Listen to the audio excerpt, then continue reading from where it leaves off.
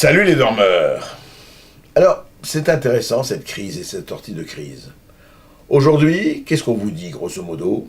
L'Europe et les États-Unis, ça va être dur, ça va traîner, on ne sait pas quand on va sortir du chômage, la classe moyenne est en train de perdre ses capacités d'acheter des appartements, ses capacités de devenir propriétaire, tout ça traîne, il y a une espèce de décomposition comme ça, à la fois communautaire, à la fois sociale. On ne sait pas où on va. Aux États-Unis, Barack Obama essaye désespérément de sauver sa classe moyenne en relançant programmes spatiaux, en relançant énormément de choses. Et d'ailleurs, apparemment, peut-être en renonçant à son programme de santé qui n'était pas si mauvais que cela.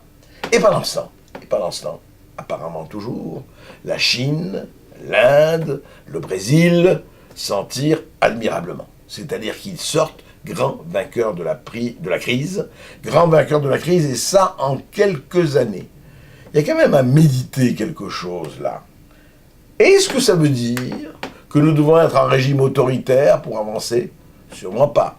Mais alors comment on fait? Eh bien on fait que il y a quelque chose qui s'appelle le travail. Eh oui, ce mot terrible. C'est que quand vous vous mettez à travailler, quand vous avez des objectifs, quand vous foncez, quand vous n'êtes pas là à pleurer du matin au soir dans votre petit berceau en disant « Mais alors, il est mon biberon, et pourquoi l'État ne me donne pas mon biberon, et pourquoi on ne me donne pas mon biberon ?» Eh bien, quand vous travaillez, eh bien, vous sortez de la pauvreté, eh bien, vous avancez, eh bien, il arrive à ceci qu'aujourd'hui, la Chine, qui était le pays l'un des plus retardés il y a encore 25-30 ans, il sort et il va accéder à la croissance et à la consommation.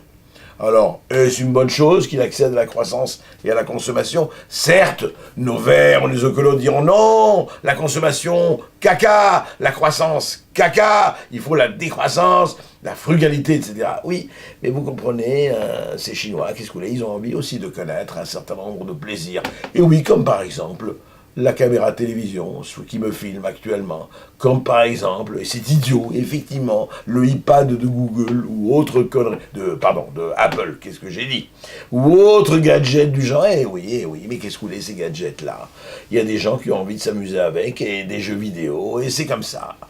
Et alors, est-ce qu'on a le droit de les condamner pour ça? Non.